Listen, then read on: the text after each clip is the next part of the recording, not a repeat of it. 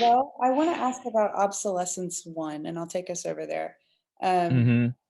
this was at the end of the meta series, which was a reaction to the notions of slavery and color and slavery. Mm-hmm. Um, and you said that this painting this freed you from a number of stereotypical assumptions. And I would Mm-hmm. like to hear maybe some expanded thoughts on that. And then, So so I mentioned earlier that my work mirrors my life, right? So yeah, the stereotypical assumptions, first and foremost, what it means to be black, and then secondly, I guess what it, to a lesser extent, what it means to be white, or what should I expect from somebody that's white. And for me, it gave me the whole series not only made me appreciate my own upbringing, and how my parents raised me to kind of not see color, but at the same time not let it define my thoughts or how I interact with people. So that because I was working through the work, because these paintings are thinking paintings. So as I'm going through the process of my life, I use them to process you know philosophical or even moral questions that I might have in my mind at the time. So yeah, like going through it, I realized as I was alluding to, or maybe stated in 482, that we all have our perceptions and misconceptions and ideas about the other, but at the end of the day, in a broad sense, you have to give people not the benefit of the doubt, but just good faith, act in good faith, and I can assure you 9 times out of 10, you get rewarded just because you treat people on an even keel. And that's been my experience. Yeah, Well, and just tell me yeah. about this figure here. This seems to be kind of a central figure. And this Yeah. painting reminds me of the Raft of the Medusa. I don't know if that was Oh intentional. yeah. Oh yeah. Oh yeah. Of course. Jericho, when I first saw that painting, it was in a book, right? In my undergrad.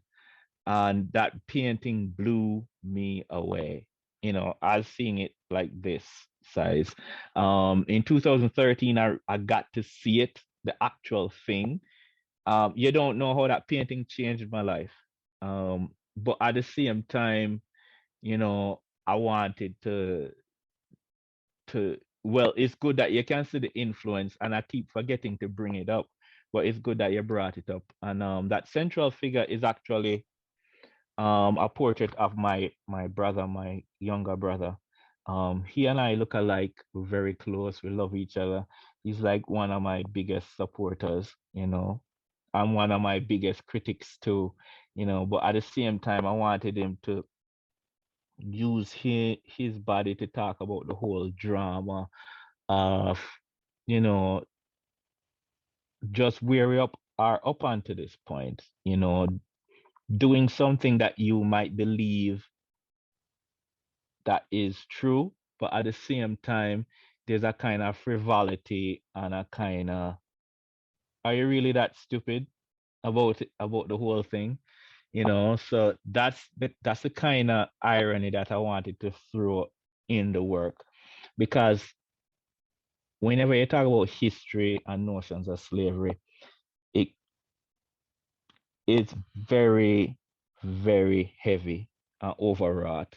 But at the same time, I want, because in order to inject any kind of creativity into that kind of heavy history, you have to be a little flippant with it. You know what I mean?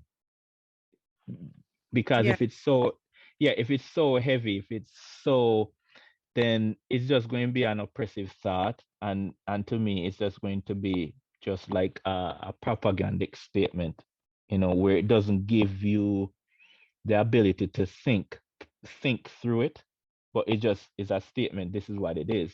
And I'm always looking for like a more complex way to see things, you know, because I think that's where truth is. Truth is it's simple, but it's highly complex, you know. So this painting kind of talks about my whole journey and how at the end, you know, all of this is important, and it marks where we are and who we are as a people and where we are as humanity in a given time. But at the same time, does it matter? I don't know. That's for the viewer to decide, you know, if all of this drama, all of this stuff makes sense or is worth it. Because at the end of the day, you still have to live your life. You have to find food, clothes, shelter, just like everybody else. So in that point of view, it kind of smashes your back with the rest of humanity on this ball, struggling to understand their own history and place and time, you know. So that was the kind of feeling that I wanted to convey, that all of this deadly serious thing is around me and I'm taking it serious too. But at the same time, I have the cap on, so I'm playing with it, but you don't know if the figure is seriously playing with the thing or not. And I think that's how you have to engage life, or else you get depressed, you know. Yeah, if you take life too seriously, you'll get depressed. And if you don't take it seriously, you'll fall off the edge of the cliff, you know. So it's that kind of thing, that that kind of tightrope that I wanted to walk with the thing. That it's deadly serious, but at the same time, not really, and it's just a joke. But it's deadly serious. But it's really funny. But no, it's not funny, you know. Yeah. It's everything and nothing. Well, let me, Perfect. That's one of the things I say at all the times when people are asking me very serious questions, because they come to this stuff with all of this preconceived weight. And at the end of the day, I'm just playing around with colored mud. You know what I mean? Um, if it triggers something in you to bring it to a higher state of being, I feel happy. If you just see it as a pretty picture, I feel happy.